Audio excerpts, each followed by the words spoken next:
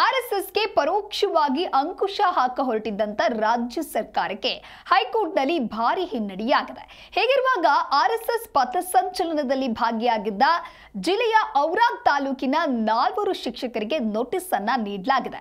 ಕಾರಣ ಕೇಳಿ 4ವರಿಗೆ ಔರಾದ್ ಬಿಒ ಅವರಿಂದ ನೋಟಿಸ್ ಅನ್ನ ಜಾರಿ ಮಾಡಲಾಗಿದೆ. ಅಕ್ಟೋಬರ್ 7, 13ರಂದು ಔರಾದ್ನಲ್ಲಿ ಆರ್ಎಸ್ಎಸ್ ಪಥಸಂಚಲನ ನಡೆದಿತ್ತು.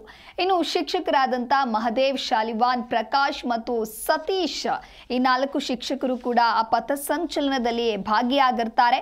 ಹಾಗಾಗಿ ಅಕ್ಟೋಬರ್ 27ರಂದು ದಲಿತ ಸೇನೆಯ ಮುಖಂಡರು ಬಿಇಒಗೆ ದೂರು ನೀಡುತ್ತಾರೆ. ಜೊತೆಗೆ ಶಿಕ್ಷಕರ ವಿರುದ್ಧ ಕ್ರಮಕ್ಕೆ ಆಗ್ರಹಿಸಿದ್ರು. ದೂರು ಸಲ್ಲಿಸಿದ ಮರುದಿನ ಅಂದ್ರೆ ಮಂಗಳವಾರ 4 ಜನ ಶಿಕ್ಷಕರಿಗೆ ಕ್ಷೇತ್ರ ಶಿಕ್ಷಣಾಧಿಕಾರಿ ನೋಟಿಸ್ ಜಾರಿ ಮಾಡಿದ್ದಾರೆ. ಬೀದರ್ ಜಿಲ್ಲೆಯ ಔರಾದ್ ಬಿ ತಾಲೂಕಿನಲ್ಲಿ ಅಕ್ಟೋಬರ್ 7 ಮತ್ತು 13ರಂದು ನಡೆದ ಆರ್ಎಸ್ಎಸ್ ಪಥಸಂಚಲನದಲ್ಲಿ ತಾವುಗಳು ಭಾಗಿಯಾಗಿರ್ತೀರಿ ಅಂದ್ರೆ ಆ ನೋಟಿಸ್ನಲ್ಲಿ ಏನೆಲ್ಲ ಉಲ್ಲೇಖವಾಗಿದೆ ಅನ್ನುವಂಥ ಅಂಶಗಳನ್ನ ನೋಡ್ತಾ ಹೋಗೋದಾದ್ರೆ ಈ ಕುರಿತಂತೆ ವಿಡಿಯೋ ಮತ್ತು ಭಾವಚಿತ್ರಗಳು ಸಾಮಾಜಿಕ ಜಾಲತಾಣಗಳಲ್ಲಿ ವ್ಯಾಪಕವಾಗಿ ಹರಿದಾಡ್ತಾ ಇರುವಂತಹ ದೃಶ್ಯಗಳು ಕಂಡು ಬಂದಿದೆ. ತಾವುಗಳು ಸರ್ಕಾರಿ ನೌಕರರು ಆಗಿರೋದ್ರಿಂದ ಯಾವುದೇ ಪ್ರಕಾರ ಈ ರಾಜಕೀಯ ಆಗಿರಬಹುದು ಅಥವಾ ಧಾರ್ಮಿಕ ಚಟುವಟಿಕೆಗಳಲ್ಲಿ ಭಾಗವಹಿಸುವಂತಿಲ್ಲ. ತಾವುಗಳು ಆರ್ಎಸ್ಎಸ್ ಪಥಸಂಚಲನದಲ್ಲಿ ಭಾಗವಹಿಸಿ ಸರ್ಕಾರದ ಸೇವಾ ನಿಬಂಧನೆಗೆ ವಿರುದ್ಧವಾಗಿ ಕರ್ತವ್ಯವನ್ನ ಮಾಡಿರುವಿರಿ. ಈ ಪ್ರಯುಕ್ತ ತಾವುಗಳು ಈ ನೋಟಿಸ್ ತಲುಪಿದ ಬಳಿಕ ಕಾರಣ ಕೇಳುವ ನೋಟಿಸ್ಗೆ ಲಿಖಿತ ರೂಪದಲ್ಲಿ ಹೇಳಿಕೆಯನ್ನ ನೀಡಿ ಖುದ್ದಾಗಿ ಬಂದು ಈ ಕಚೇರಿಗೆ ಸಲ್ಲಿಸಬೇಕಾಗತ್ತೆ.